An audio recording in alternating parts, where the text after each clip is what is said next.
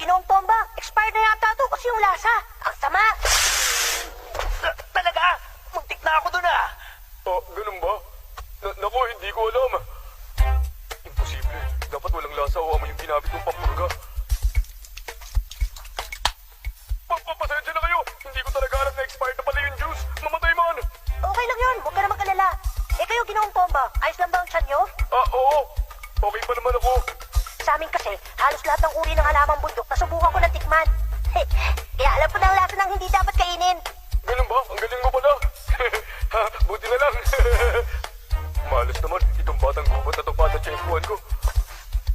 Pasensya na uli ha. Sige, kita na lang tayo mamaya. Muntik pa tayo mapahamak dahil dun ah. Nakakalimot naman to. Ang hirap ito ng mga baguhan dito ngayong taon. Isa pa yung number 294 na yan, si Hanzo. Akala ko talaga madali ko lang siya maluloko nung nilapitan ko siya kanina. Sa ating dalawa lang to ha. Ang totoo, isa akong ninja. Ha? Ninja ba ka mo? Hinahanap kong maalamat na scroll. Shh! Alam mo na, yung tinaguri ang pinakamahalagang ninja scroll sa lahat, yun ang dahilan gusto kong maging hunter. Ang huling narinig ko, nakatago doon sa isang lugar na hindi mapupunta ng mga karaniwang tao lang. Grabe! Kanina pa tayo nag-iintay, ang boring! Oo nga. Eto, may juice ako. Bakit hindi ka muna uminom para maginawaan ka? Bahagi ng disiplina ng isang ninja na hindi dapat tumanggap ng anumang pagkain o inumin ng bigay ng ibang tao. Salamat na lang. Walang problema. Kitang-kita sa mga mata niya na mapanganib siyang tao. Isang maling hakbang lang at sakit ng katawan ng abot ko. Kung panganib lang ang usapan, isa pa to.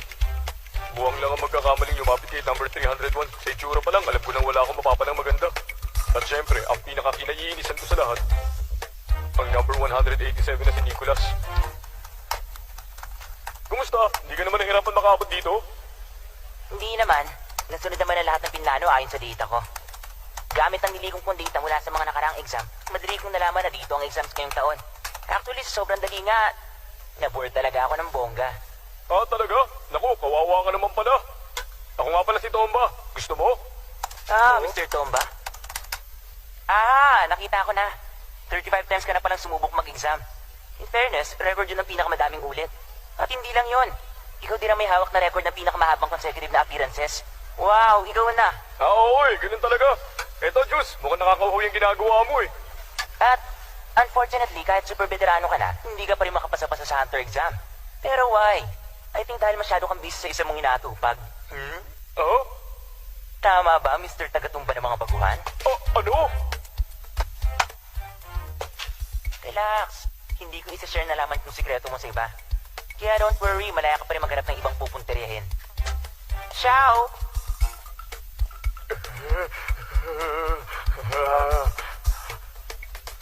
Maghintay ka nagsanak ka.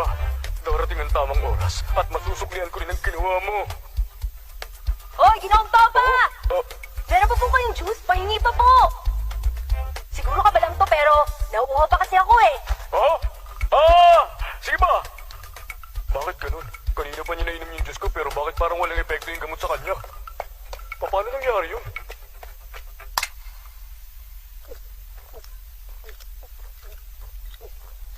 Pampurga lang yung nilagay ko. Pero kung ganyan karami ang iinumin niya, baka mamatay na siya dahil sa sobrang dehydration. Problema? Oh? Walang talab sa akin ang mga gamot. Nagsanay ako. Kahit lasang pa yan. Lason? Kung ganun, alam niyang may nilagay ako sa juice na yun pero ininom niya pa rin dahil alam niyang walang epekto sa kanya. Si Kilua, number 99. Puro talaga mga baliw ang mga bagong aplikante ngayon. Di mas maganda. Mas lalong nakakaaliw na patumbahin sila isa-isa.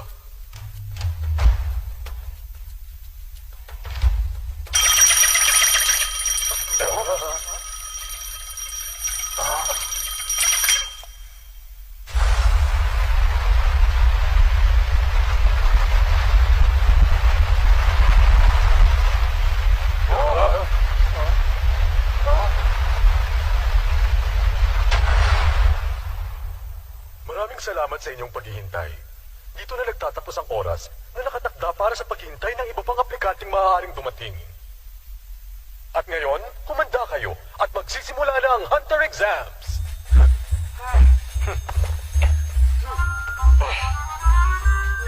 Isang huling paalala lang sa inyo.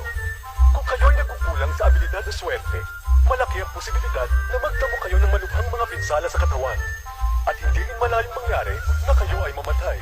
Lahat ng mga aplikanteng tumatanggap sa mga panganib ngayon, maaari lang na sumunod kayo sa akin.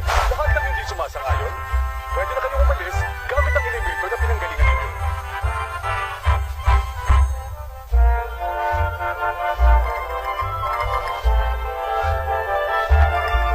Well, kung ganon, lahat ng 404 na aplikante rito ay lalong na sa unang pagsubok.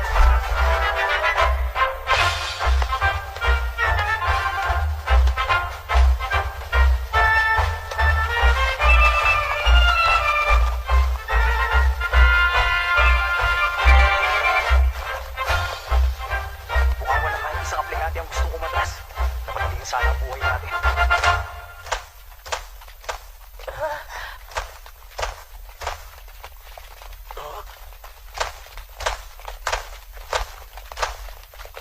Ano nangyari? Nagsimulang tumakbo yung mga nasa harap natin. Parang biglang bumili sa mga hakbang niya. Nakalimutan ko ipakilala ang sarili ko sa inyo. Ako nga pala ang inyong Phase 1 Examiner, si Satos. Ako ang inatasang magdala sa inyo sa Phase 2 ng Hunter Exams. Phase 2? Paano naman yung Phase 1? Kanina pa nagsimula ang Phase 1.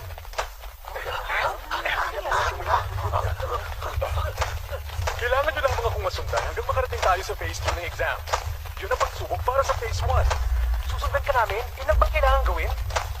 Tama. Pero hindi ko sasabihin sa inyo kung saan tayo pupunta. Basta dapat sundan nyo lamang ako. Naiintindihan ko na. Kakaibang pagsubok to.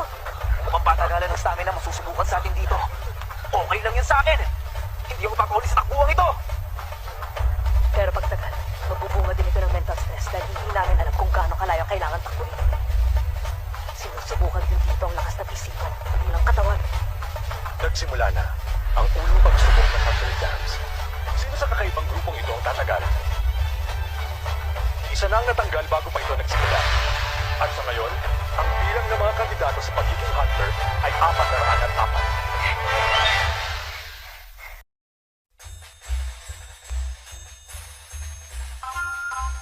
Nakalimutan ko ipakilala ang sarili ko sa inyo. Ako nga pala ang inyong Phase 1 Examiner, si Satos. Ako ang inatasang magdala sa inyo sa Phase 2 ng Hunter Exams.